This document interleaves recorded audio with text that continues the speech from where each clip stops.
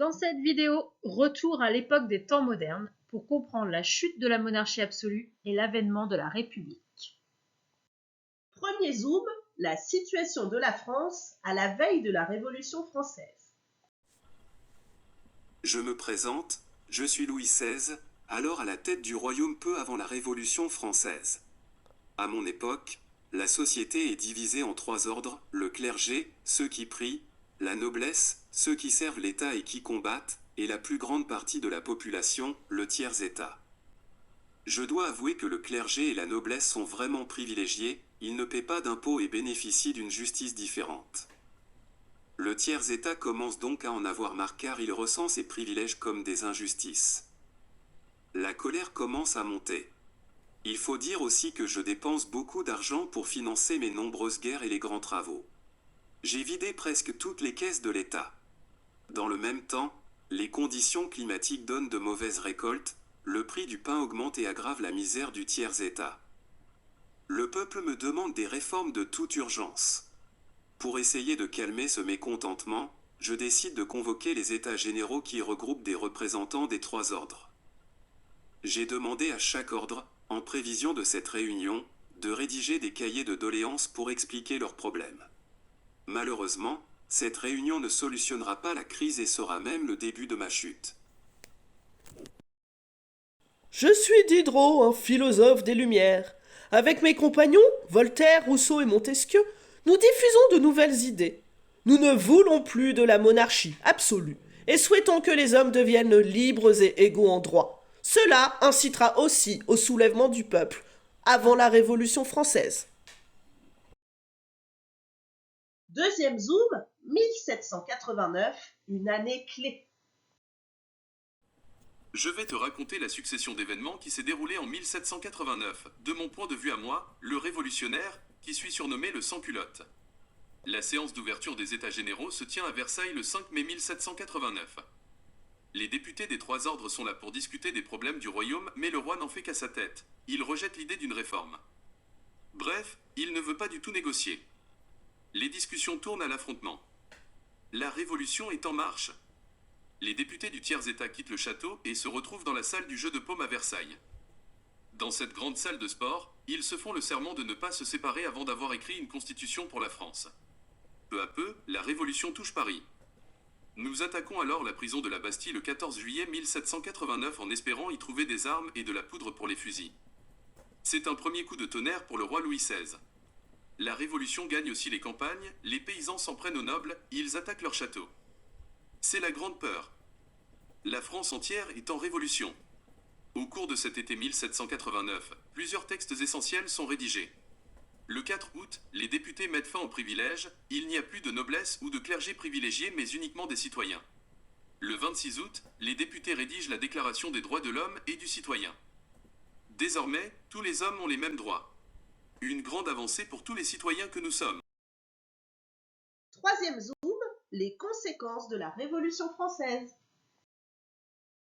La Constitution met en place une monarchie constitutionnelle. Le roi est obligé de partager son pouvoir. Il décide alors de fuir la France avec sa famille, mais il se fait rattraper à Varennes et est reconduit à Paris. La politique française inquiète. La France entre en guerre contre la Prusse et l'Autriche. Les Français et moi suspectons le roi de trahison. N'oubliez pas que sa femme, Marie-Antoinette, est soutenue par l'Autriche.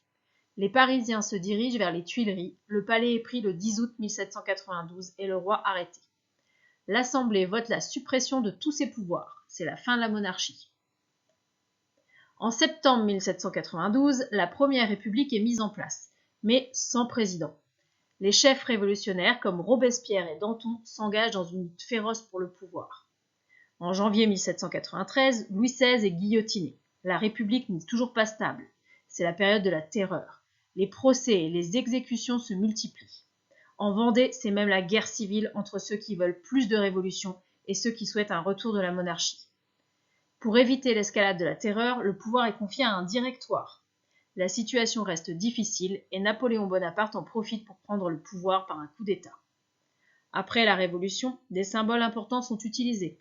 La Marseillaise, notre hymne national, la fête nationale du 14 juillet. Les départements sont mis en place et le système métrique ainsi que l'état civil sont installés. quiz time. Vérifions ta compréhension de la notion d'histoire d'aujourd'hui. Pour cela, des questions. Note tes réponses sur ton ardoise ou sur une feuille. Les réponses en fin de vidéo. Première question. Comment se nomment les 3 ordres de la société de Louis XVI?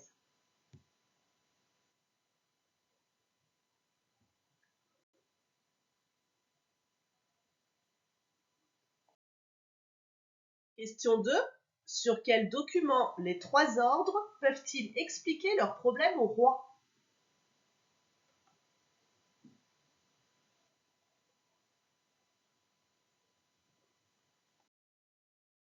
Troisième question. Dans quel lieu le tiers-État rédige-t-il la Constitution?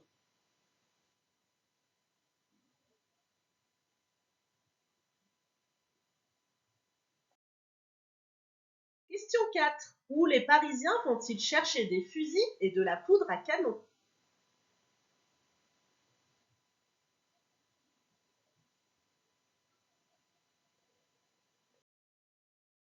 Cinquième question.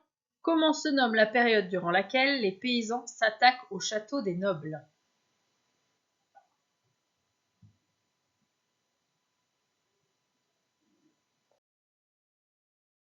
Question 6. Que se passe-t-il le 4 août 1789?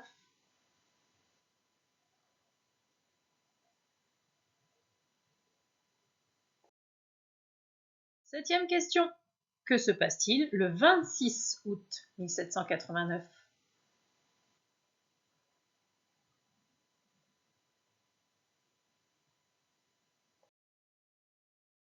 Huitième question. Comment se nomme la femme de Louis XVI?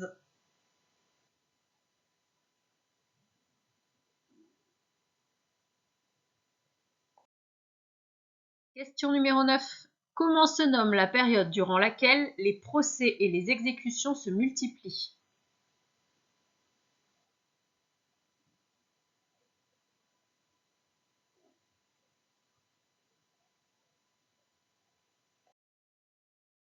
Dernière question. Qui profitera de l'affaiblissement du pouvoir pour faire un coup d'État?